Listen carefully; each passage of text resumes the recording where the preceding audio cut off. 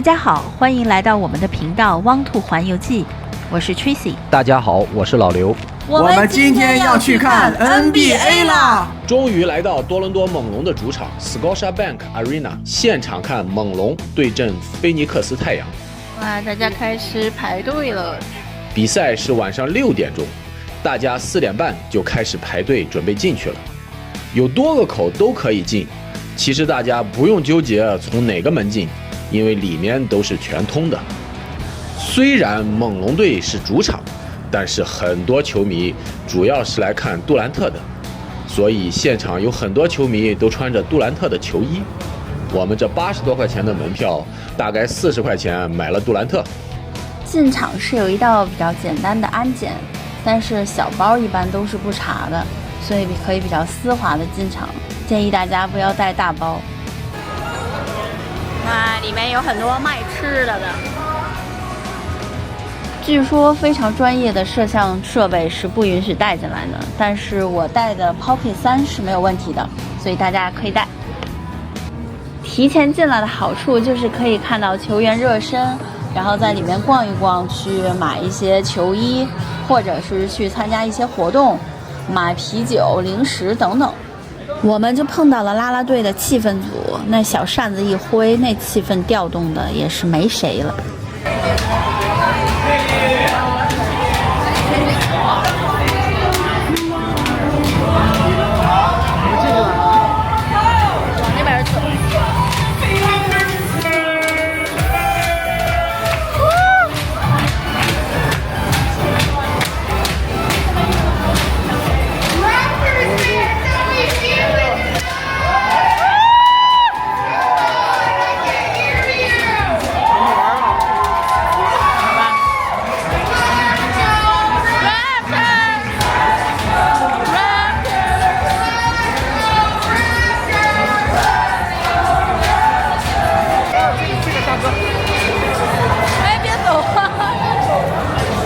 基本上每个门进来都是1楼，座位号在买的时候都是100几，而我们买的票是相对比较便宜的票，是300几区，所以都在2楼。视频的最后，我们也会给大家分享一下买票的攻略，以及如何买到高性价比的票。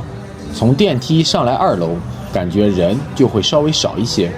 多伦多猛龙队是 NBA 里唯一一支非美国的球队，所以他给自己的标语是 We the North， 因为他在美国北边。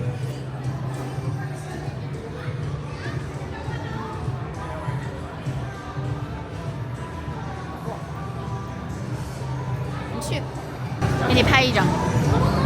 去拍一张。好了，我们现在进入到了比赛场地，看到了队员正在训练。热身吧。哎呀，杜兰特在哪？热身，杜兰特在哪？没有。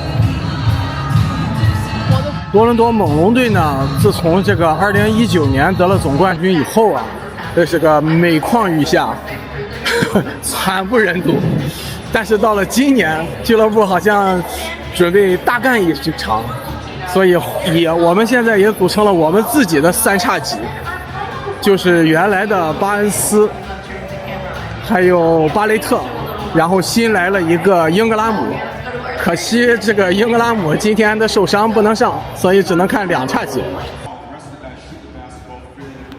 我们的座位呢是在323区的第9排，大家如果买票的话，可以参考一下这个位置的视角是怎么样的。多伦多的场地呢，比美国大部分的 NBA 场地都要小一些，所以其实我们这一层也不太会有那种天堂票的感觉。体育馆是多伦多猛龙队和冰球队多伦多枫叶队的主场，场内悬挂着2队的冠军旗帜和退役的球衣号码。在众多的冰球冠军旗帜中，就一个 NBA 冠军，就是多伦多猛龙2019年冠军的旗子，显得可怜兮兮的。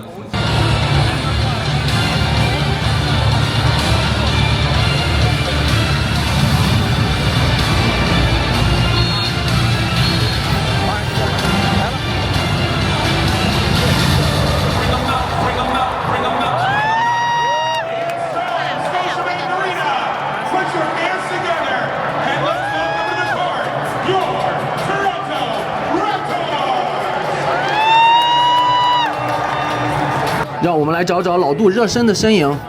哦，还是很好找的，那个白色大袜子和山羊胡。经过漫长的等待，比赛终于准备要开始了。不歇。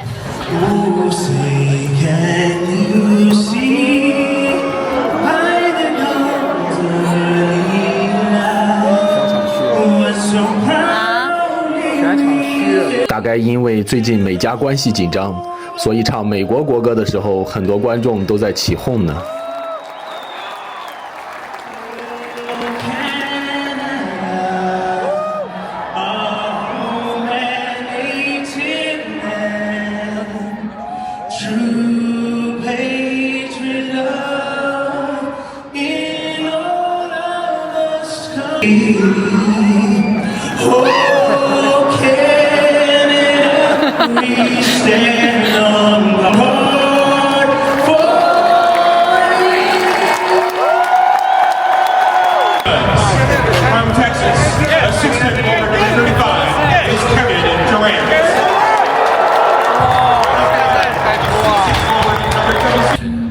比赛终于要开始了，前面的铺垫也是真够长的。开场的时候非常热闹，确实和在电视上看比赛不是一个感觉。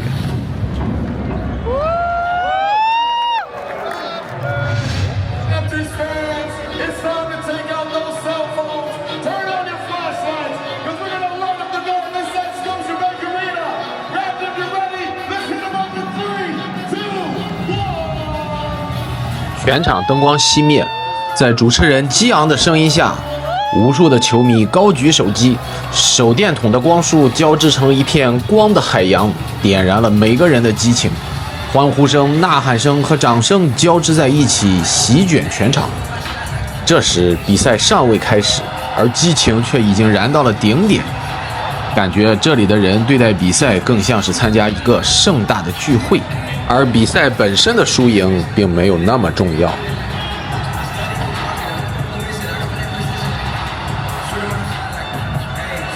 说实话，现场绝对不是你在家能感觉得到的。今年也是猛龙队的30周年纪念，虽然这对于一个 NBA 球队来说并不算历史悠久，但是在加拿大这样一个篮球不是很主流的国家，能有这样一支球队实属不易。而2019年的总冠军更是让这个城市的人们更加关注了这支球队。这第一个介绍巴雷特，不知道是不是因为巴雷特是为数不多的加拿大本土选手。奎克利，奎克利，布歇和奎克利是猛龙队的劳模。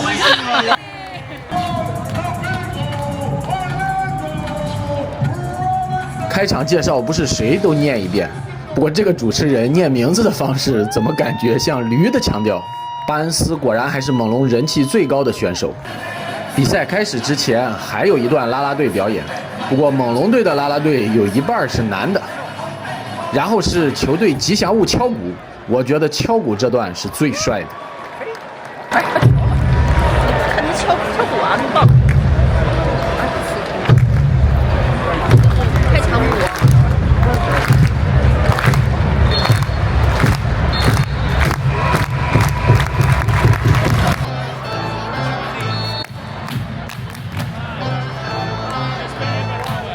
比赛在中场跳球后正式开始了。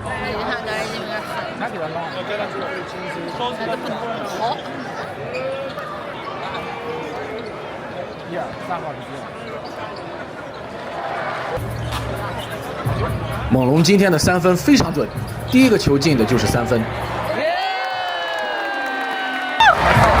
快攻！巴雷特！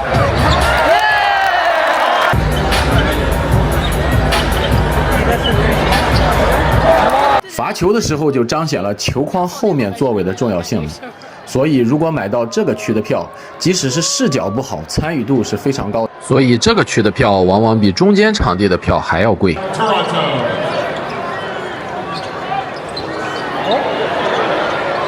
我今天可以啊，什么情况？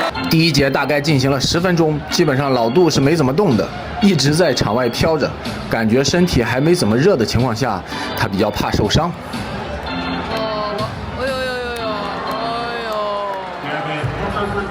球星就是球星啊，老杜是不准备上了。对，打了1分钟。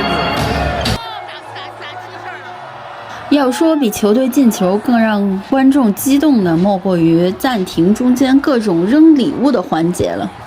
我发现一个规律，如果是2楼的座位，那么在主通道附近的座位更容易得到这些小礼品，因为靠过道的都是靠员工往里扔的，他们其实一般都是就近给这个观众。不歇，果然不歇，不停的得分，不歇的得分，耶，不歇，不歇，还是不歇，不歇，不会歇。就是虽然给马龙加油，但是来看杜兰特，大家都好矛盾啊。杜兰特还没碰球呢。啊，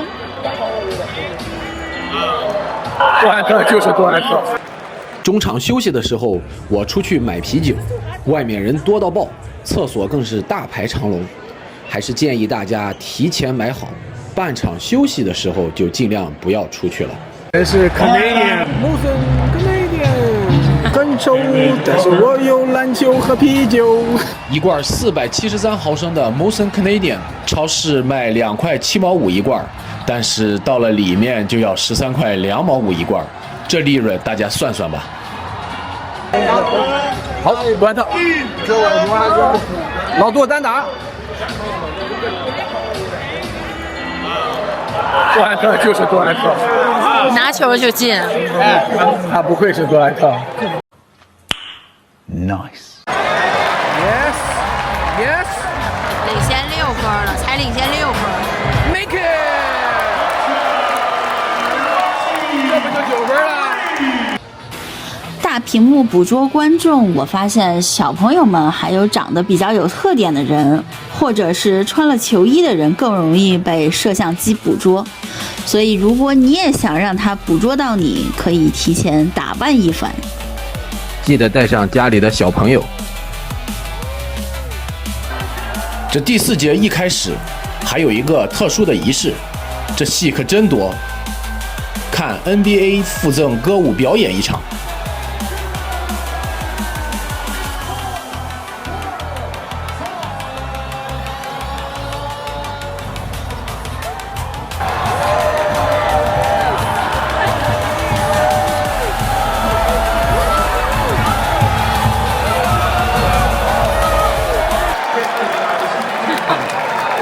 Phoenix 拿了个技术犯规，他们教练跑进来，太搞笑了。教练可能，然后我们再罚球。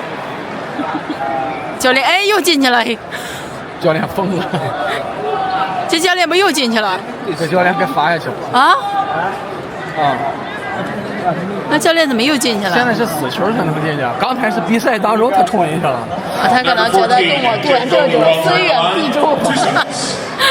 比赛当中他就冲进去了。看比赛。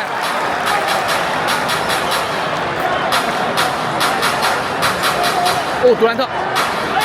耶！不歇不歇，不歇不歇。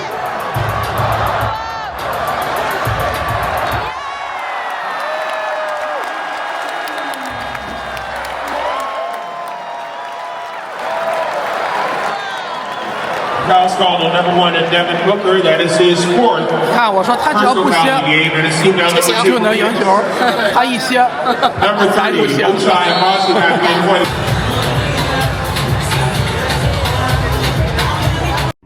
接着奏乐，接着舞。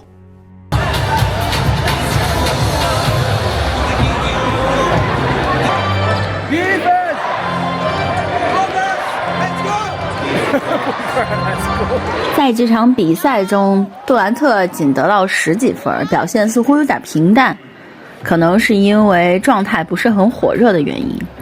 这让我也不禁想起了中国古代名将廉颇的故事。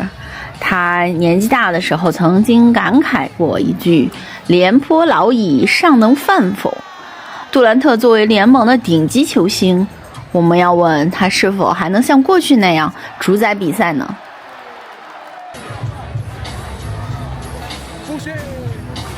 相比之下，猛龙队的布歇和奎克利就表现得非常不错，这也让我们记住了这两个一听就很像劳模一样的球员。猛龙第4节超常发挥，竟然打出了一个小高潮，疯狂地进了很多3分，这也给比赛的胜利奠定了基础。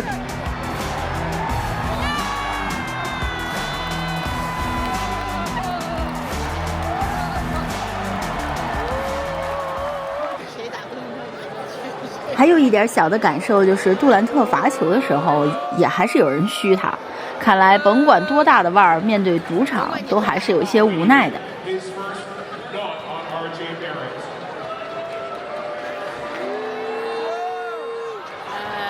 传奇是不是做的？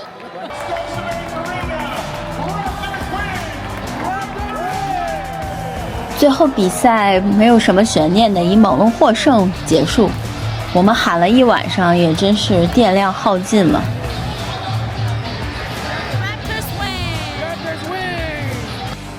比赛的结束有如过眼云烟，再热闹的场子和聚会都有散场的时候。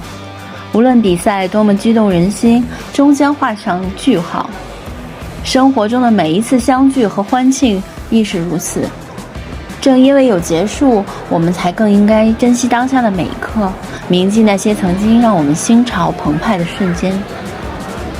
最后想和大家分享一下买球票的一些心得，以及如何买到性价比高的球票。猛龙的票呢，一般都是在 Ticketmaster 这个网站或者 App 上购买，票价呢也是会实时的变化。大的原则就是，如果你提前很久去买这个票呢，会比较便宜，然后价格会随着时间的推移上涨。票价呢还会受到客队的强弱来影响。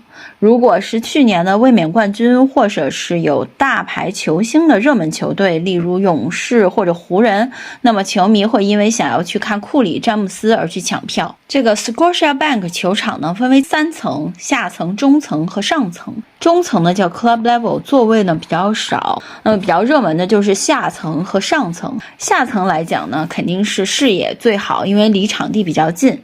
这些区域呢更靠近场地的中央，所以呢能看到清晰的比赛细节，包括球员看起来也会比较大。但是如果是这些区还是比较靠后排的位置，那么可能因为角度太小，所以反而看不清。但是如果要看大屏幕呢，又会需要使劲的扬着头。对于票价来说呢，这个区因为视野比较好，所以相应的会比较高，基本上的价格都在100到200甚至更高。那么直对最中心的这个区域对场地的话，可能要到300-500。